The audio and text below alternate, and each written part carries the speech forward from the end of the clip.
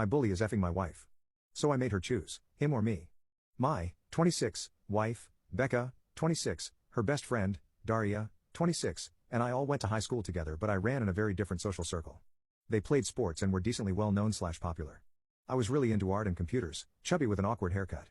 We all went to a really large high school, so it was more that I knew of them rather than actually knowing them. Becca and Daria have been best friends since they were really young. They both moved into the same neighborhood in preschool and their parents are very close. In high school, there was a guy, Chris, 26, who would regularly bully me. There was a name that Chris and his friends called me based on a thing that happened during my sophomore year. It was essentially a trap that Chris and friends had set up so that I would be embarrassed and they could pretend I had done it to myself. I feel like I'm already doing a bad job hiding my identity, so let's just say that the name was Stinky. I hated it. They called me this all the time and made me the butt of many of their jokes. Chris was very popular and was friends with Becca and Daria in high school. Chris was good looking, wealthy, and he knew it. He walked around like he was untouchable. Insert all of the wealthy, athletic, good-looking stereotypes that you want here, they pretty much all rang true for him. I hated him and hated any time that I had to be around him. I know that a lot of people face some really violent bullying, so I don't want it to make it sound like I was physically tortured, but I did feel like I was relentlessly harassed. I was very thankful and excited to get out of my hometown and away from those people when I went to college. I don't know if it was growing up and growing into myself, the ability to reset my identity, or just getting away from bullies, but I really found myself in college. I'm still a bit nerdy and artistic, but I grew into my body. I started making friends and realized that I had something to offer the world. I rapidly became a lot more confident and comfortable socially. Becca and I ended up going to the same college a few hours away, but she didn't have a car. I offered her a ride home for Thanksgiving break and it became a habit of riding together for breaks and chatting about life in school. We started to become friends and our friend group started to combine.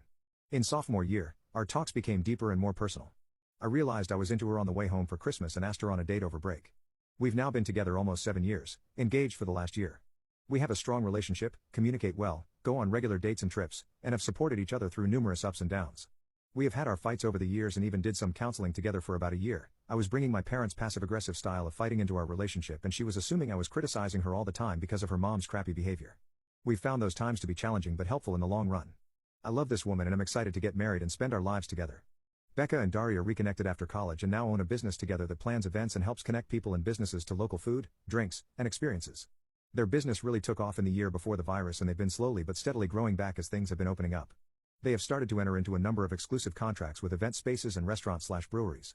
In a market where things can turn quickly, these deals are super important to them as they provide a lot of security for their company. Becca came home about 2 months ago really excited about a new brewery exploring an exclusive deal.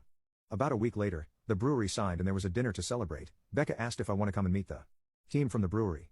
She told me that I might have met the owner before, but I guess I didn't think to ask who it was because I didn't know who it was going into the dinner. If you're still with me, you can probably guess who the brewery owner is. I was sitting at the table with Becca waiting for the rest of the group to arrive when Chris came through the door, walked up to the table, greeted Becca and then turned to me and said, "Hi Stinky." I was immediately confused and angry. She knew that I knew Chris and she knew that he had harassed me throughout high school. She didn't mention at any point prior that he was the owner of the brewery and that she was working closely with him. I got through dinner, but on the way home, when I asked why she didn't tell me, she blew it off as though it was water under the bridge, that I had changed and I should understand that Chris had changed too. I was still upset but tried to let bygones be bygones. Over the next couple of weeks, it was clear that Daria and Chris were becoming romantically involved with each other. Becca and I usually spend 2/3 nights a week with Daria, whether going out or simply watching TV at our house or hers. We often joke that we're a throuple, but to be clear, that is not the case and what we have is strictly platonic. Over the last month or so, Chris started showing up to nights out and even came over one night to Daria's house when we were hanging it and watching TV. I've tried to be open to a new Chris, but he seems like he's the same overly macho, trying hard to be alpha jerk he was all those years ago. I tried to bring up to Becca that the casual relationship between Daria and Chris is probably not good for their business. While Becca agreed, she felt like she couldn't tell her friend to not date or sleep with someone. Last week, Becca invited me along to an industry event. I got there to unfortunately find Chris is there as well. I try to be friendly and nice. We get a table for the 4 of us and have some drinks and food. At one point, the girls leave to network with a couple of potential clients. Out of nowhere, Chris starts talking about how this event might be a good place for him and Daria to find a woman to have a threesome with. Caught completely off guard, I ask him what he's talking about and he says that him and Daria want to have another threesome and that I should know all about that. I was super confused and asked what he was talking about and he proceeds to tell me that him, Daria and Becca had a couple of threesomes in high school and that he figured that I was having threesomes with the 2 girls as well. I felt blindsided and didn't know what to say. When we got home, Becca already knew I was upset about something and asked me what was wrong. I told her about what Chris had said and she tried to deny it at first but then told me that it was partially true. What Becca told me was that Daria and Chris were FWBs for a bit at the end of senior year / right before college. Chris and Daria spent a few weeks talking with her about having a threesome with them, but she was on the fence. At a party when everyone was tipsy it was brought up again and she went to a bedroom with them. Note for mods, they were all 18 at the time, they all stripped down and did a lot of kissing/touching but Becca backed out of having sex and instead watched them. On Thanksgiving break of freshman year, the three talked about going all the way with it but ended up not being able to find a free time for all of them. Daria then got a boyfriend and it was never brought up again. All of this was news to me. In addition to not really coming into myself until college, I was a late bloomer in terms of relationships. Becca was my first everything. I knew and wasn't upset that she had had sex before us but we had never really gone into the when or who of that. Becca keeps saying that I never asked and she never lied about all this but, especially with doing business with Chris, it feels like lying by omission to me. I'm struggling with all this. Chris did his best to make my life awful in high school and now is back. Almost every time I spent time with him, he seems to be belittling me, making fun of me, he even told Becca in front of me that she could do better than me and was dating down. She told me later that it was just a joke and stop being so sensitive. It seems like this threesome/intimacy thing is just one more thing he can hold over me. He's a snake and always seems to say the worst stuff to me when Becca and Daria are just out of earshot. We've been arguing about this situation for about a week now. I asked Becca to cut all contact with him last night. She told me I was being unreasonable. He's with her best friend and they all do business together. I asked if it was that Daria and her Nita's Brewery's contract. She keeps asking me why I can't move on and accept that Chris is a different person. My bully is effing my wife. TLDR, my fiancé's, Becca, business has started doing business with a guy, Chris, who bullied me in high school. As we have been spending more time with him, he has started to bully me again. At the same time, I found out he has an intimate history with my fiancée and her best friend, Daria. I don't want her to do business with him anymore and don't know where to go from here. In that post, I wrote that I wasn't looking to break up with my fiancé, rather, I was looking how to fix things. Almost all the comments were about how I needed to break up with this girl, call her out on her manipulative bull, etc. I was really pissed with the majority of advice I got and figured that Reddit didn't know what they were talking about. I guess those would be famous last words. In the week after I made my initial post, Becca and I seemed to have a daily fight about her and Chris. I came home from work one day after having a long fight the night before to find Becca not in our house. This wasn't surprising in the moment since she works a really irregular schedule but then I noticed that a bunch of her things were missing. I tried to text her making sure she was okay and got a long text in response about how she was going to stay with her sister and how she needed some space, for me not to contact her for a few days. I was confused, frustrated and upset but figured that if all she needed was some space, hopefully that would be what could get our relationship back on track. The next night, Daria texted me asking if she could come over to talk. When she got there, she told me she had been a bad friend to me. Basically, there were a number of things she felt like she should tell me but didn't know where to draw the line between her friendship with me and her friendship with Becca. We talked for a few hours and multiple things came out. A few months before, Becca told Daria but she was doubting our relationship. Becca told her that she felt like we had gotten together so young that she was missing out on experiences by being with me. Note, Becca never said anything about this to me. When I was thinking later about what Daria had told me this night, I remembered that months prior, Becca had this really weird week where she was really distant and kept asking me questions about what it was about her that made me want to get married.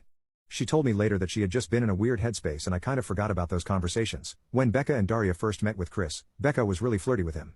In their industry/work connections, it's not uncommon for people to do things like be a bit flirty, a little touchy with each other or talk about their intimacy lives.